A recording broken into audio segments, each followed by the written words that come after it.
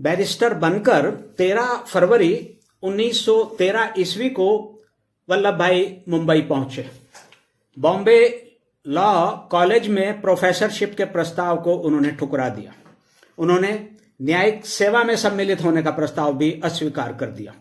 वास्तव में अपने लंदन प्रवास के समय वल्लभ भाई अनेक प्रसिद्ध अंग्रेज बैरिस्टरों और प्रबुद्धजन जैसे कि सर एडवर्ड कार्सन, जो इंग्लैंड के अटॉर्नी जनरल भी रहे थे, sir Charles Willie Mathews, sir Rufus, जो लॉर्ड रीडिंग के नाम से भी जाने जाते हैं और बाद में भारत के वायसराय भी रहे थे, बैरिस्टर स्कॉट आदि के संपर्क में आए और उनके मित्र भी बने। स्कॉट एक वरिष्ठ बैरिस्टर थे और लंदन में उन्होंने ही वल्लभ भाई का नाम नए बैरिस्टर के लिए नामांकन हेतु प्रस्तावित भी किया था। वे वल्लभ भाई की योग्यता और विद्वत्ता से बहुत प्रभावित थे। उनके भाई बेसिल स्कॉट उन दिनों बॉम्बे हाई कोर्ट के मुख्य न्यायाधीश थे।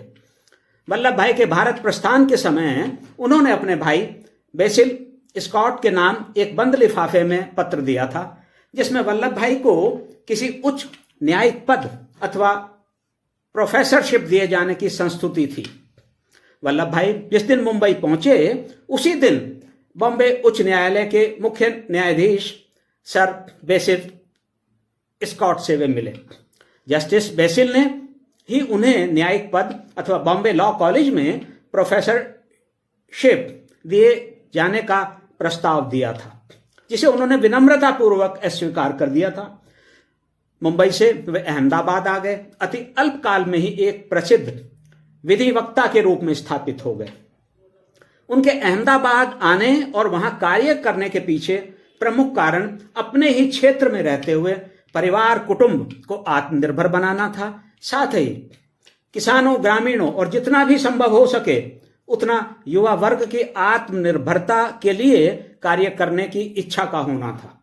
वल्लभ भाई वर्ष 1915 ईस्वी में गुजरात सभा के, जो एक प्रमुख राजनीतिक संस्था थी और उसकी स्थापना वर्ष 1884 ईस्वी में हुई थी, सदस्य बन गए थे।